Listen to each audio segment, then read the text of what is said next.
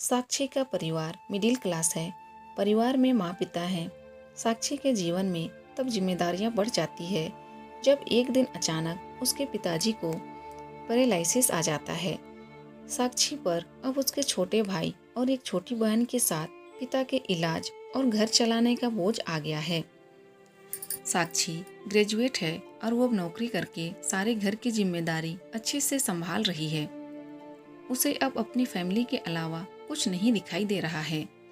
पिता और माँ को साक्षी पर गर्व है। साक्षी ने इस दौरान कई अच्छे रिश्ते को मना कर दिया। साक्षी को पता था कि अभी उसकी जिम्मेदारी बड़ी है। वो अपने घर को ऐसे हालत में छोड़कर शादी नहीं करना चाहती थी। और फिर पता नहीं शादी के बाद कैसा परिवार और पति मिले। इन सब बातों को देखते हुए अभी वो शादी से दूर रहना चाहती थी।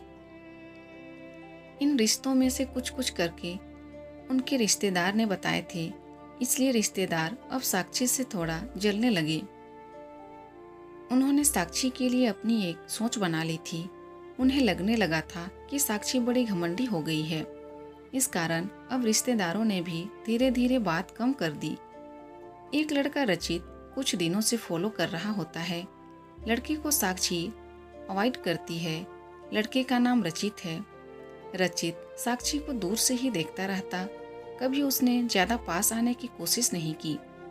साक्षी को पता था कि वो उसे फॉलो कर रहा है, लेकिन कुछ ही दिन में रचित के बर्ताव से वो समझ गई थी कि वो किस तरह का है।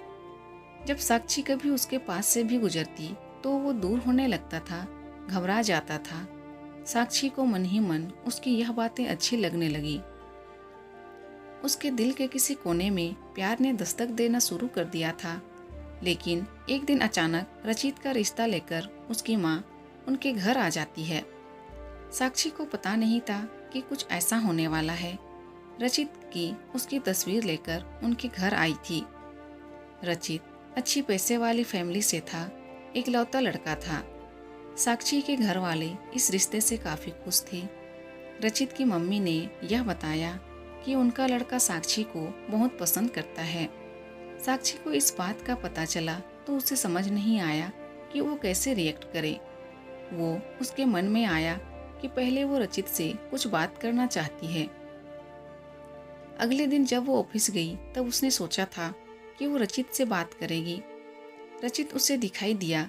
हमेशा की तरह वो आज भी थोड़ा दूर ही खड़ा था। साक्षी पैर जैसे जम गए हों। उसने बहुत कोशिश की लेकिन वो आगे नहीं गई। आज साक्षी की आंखों में एक अलग ही शर्म आ गई थी। लेकिन फिर ऐसा कुछ हुआ कि साक्षी की बची कुची हिम्मत भी टूट गई। रचित अपने साथ एक कटआउट लाया था जिस पर लिखा था, प्लीज मैरी मी। साक्षी यह देख पिघल गई। साक्षी के माता पिता भी इस रिश्ते को लेकर खुश थे। साक्षी को भी लगा कि शायद यही वो लड़का है जिसे वो ढूंढ रही थी। इन्हीं सब बातों को ध्यान में रखते हुए उसने शादी के लिए हाँ कह दी। साक्षी खुश थी। उसके मन में रचित से बात करने की इच्छा थी, लेकिन रचित की तरफ से कोई पहल नहीं होने के कारण वो भी चुप थी। साक्षी को रचित और उसके बीच की यह खामोशी पसंद थी। शादी के लिए दोनों घर वाले जल्दी में थे, इस कारण शादी जल्दी में की गई। शादी पक्की होने के बाद ना तो रचित उसे दिखाई दिया, ना ही उसकी तरफ से कोई फोन आया। रचित शादी के दिन ही उसे कई दिनों बाद उसे दिखाई दिया था। काफी दिनों बाद साक्षी ने रचित को देखा था। साक्षी के चेहरे पर एक अलग ही चमक थी। वही दूसरी ओर रचित बहुत नर्वस लग रहा था। रचित की शादी उसकी मनपसंद लड़की से होने जा रही थी। उससे होने जा रही थी जिससे वो प्यार करता है। फिर भी उसके चेहरे पर खुशी नहीं है। साक्षी को भी यह बात अजीब लगती है। उसको अंदेशा हो जाता है कि कुछ बात है, लेकिन अब बात सारी रचित से बात करने पर ही पता चलती। साक्षी और रचित की शादी हो गई। अब घड़ी आ गई जब साक्षी रचित से पहली बार बात करने वाली थी। सुहाग रात की सेज पर वो बैठी है और बाहर से कई लोगों की आवाज आ रही है। तभी वो बैठी बैठी सोचती है कि वो उन्हें आवाज से कैसे पहचानेगी, क्योंकि अभी तक उसने उनकी आवाज सुनी ही नहीं। फिर रचित कमरे में आता है। चेहरे का रंग पूरा उड़ा हुआ रहता है। साक्षी एक नज़र चुपके से उठाकर उसे देखती है। वो भी बिस्तर के एक कोने पर बैठ जाता है। कई देर हो जाती है। साक्षी को अजीब लगता है क्योंकि रचित ना कुछ बोलता है ना ही उसके पास आता है। साक्षी को लगता है कि उसे उनके बीच की इस खामोशी को तोड़ना होगा। फिर साक्षी ही पहल करती है और कहती है, सुनिए, आप इतने नर्वस मत होइए, मुझे आप पसंद हैं। रचित उसकी ओर मुड़ता है। उसके चेहरे को देखकर साक्षी को थोड़ी चिंता होती है क्योंकि चेहरे पर एक अजीब सा डर था। साक्षी उसको पूछती है, क्या हुआ, आप खुश तो हैं ना? रचित केवल गर्दन हिलाता है। साक्षी बोलती है, मुझे आपसे बहुत बातें करनी थी लेकिन आपने पहल नहीं की। चलिए अब करते हैं। रचित अभी भी चुप रहता है। साक्षी फिर बोलती है, आप कुछ बोल क्यों नहीं रहे? रचित की आंखों में अब आंसू आ जाते हैं। सुहाग रात पर अगर पति की आंखों में आंसू दिखे तो आप सोच लें लड़की की क्या हालत होगी। साक्षी घबरा जाती है। क्या हुआ, मुझे बताइए तो। अब साक्षी को रचित का वो सब पता चल जाता है जिसकी वजह से रचित घबराया हुआ है। रचित अब साइन भाषा में बताता है कि वो बोल नहीं सकता। साक्षी को धक्का लगता है जैसे कि बहुत जोर से किसी ने धक्का मारा हो। वो चुप हो जाती है और रचित से दूर हो जाती है।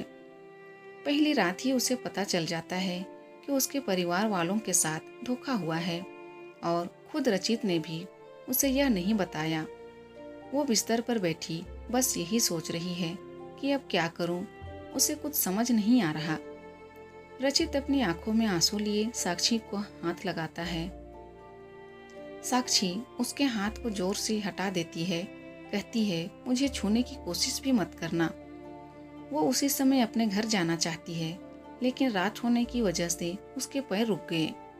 साक्षी बाथरूम का दरवाजा खोल के बाथरूम में खुद को बंद कर लेती है।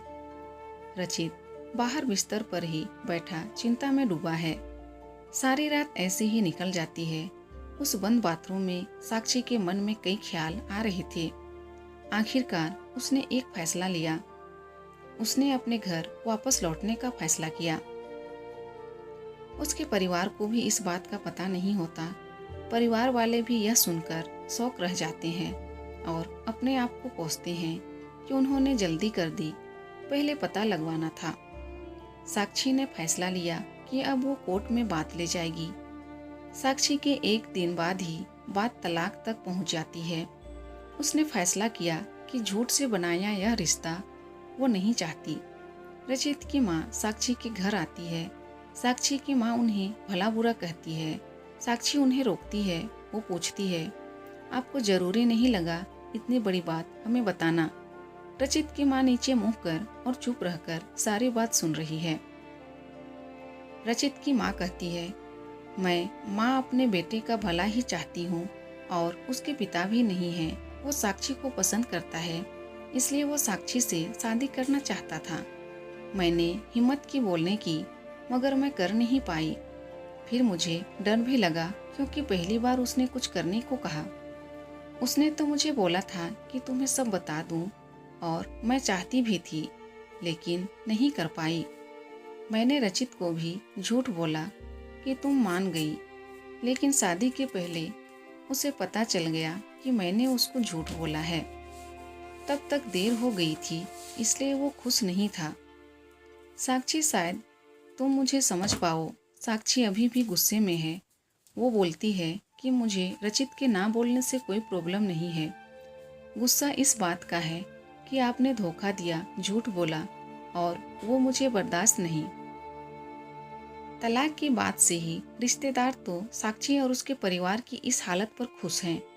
उसने सोच लिया था कि वो रचित से तलाक लेगी और इसके लिए उसने कानूनी कार्रवाई शुरू भी कर दी। कुछ दिन उसके इन्हीं बातों में निकल गए। साक्षी अब अपने घर पर पहले की जीवन शैली पर लौट आती है।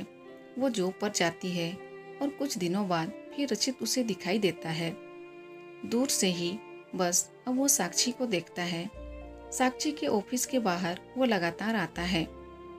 15 दिनों तक साक्षी उसे अवॉइड करती है। फिर एक दिन उसके पास जाकर बोलती है, अब यह सब करने से कुछ नहीं होगा और मैं नहीं चाहती कि तुम कुछ नाटक करो, इसलिए यहाँ आना बंद कर दो, समझे। साक्षी की बातें वो सुन रहा है। वो साक्षी को इशारों में कॉफी पीने को कहता है, लेकिन साक्षी वहाँ से चली जाती है। रचित ने अब यह रोज का काम बना लिया। एक दिन फिर वही रचित खड़ा रहता है। साक्षी उसके पास जाकर कहती है, क्या चाहते हो, अब तुम मेरी जिंदगी खराब तो तुमने कर दी। रचित फिर कॉफी का इशारा करता है। साक्षी कहती है, कॉफी पीकर मेरा पीछा छोड़ दोगे। रचित गर्दन हाँ में हिलाता है। पास के ही एक रेस्टोरेंट में टेबल पर दोनों आमने सामने बैठे हैं। रचित अपने फोन में कुछ मैसेज टाइप करता है। साक्षी उसको देख भी नहीं रही है। साक्षी के फोन में मैसेज आता है। रचित का लिखा होता है, sorry but I really love you so much. कोई भी बोलने वाला तुम्हें मुझसे ज़्यादा प्यार नहीं कर सकता, और बात तो झूठी भी कोई कह सकता है, लेकिन आंखें हमेशा सच बोलती है। एक बार मेरी आंखों में देख लो, फिर तुम्हें जो सही लगे वो करना। साक्षी का सारा गुस्सा मैसेज पढ़ते ही चला गया। वो धीरे से अपनी आंखें उठाकर रचित की आंखों में देखती है और उसकी आंखों से आंसू निकल आते हैं। वो अपने आंसू को रोक नहीं पाती। फिर वो उसी संकट में पड़ जाती है जहां उसके सामने कई सवाल रहते हैं। रचित टेबल पर रखे साक्षी के हाथ पर अपना हाथ रखता है। साक्षी बोलती है, अपनी इमोशनल लाइन और भोली शक्ल से तुम्हारी गलती नहीं छिप जाएगी। अब दोनों के बीच में एक अजीब सी चुप्पी बन गई। रचित को लगता है कि साक्षी ने उसे अभी भी शायद माफ नहीं किया। वो अपना हाथ साक्षी के हाथ से हटाकर जाने की कोशिश करता है, लेकिन इस बार साक्षी उसका हाथ पकड़ लेती है। बोलती है, पहले ऐसी बात नहीं लिख सकते थे, मुझे आज तक कभी किसी ने ऐसे नहीं समझाया। वो खड़ी होती और रचित को बोलती है, चलो मेरा सामान वापस लाना है मेरे घर से, अब तुम ही उठाकर ले जाओगे। रचित उठकर साक्षी को हक करता है। गिले शिकवे मिटाकर इस तरह उनके नए जीवन की शुरुआत होती है।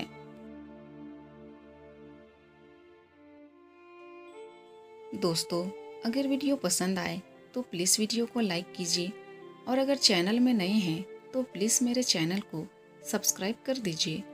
Thank you.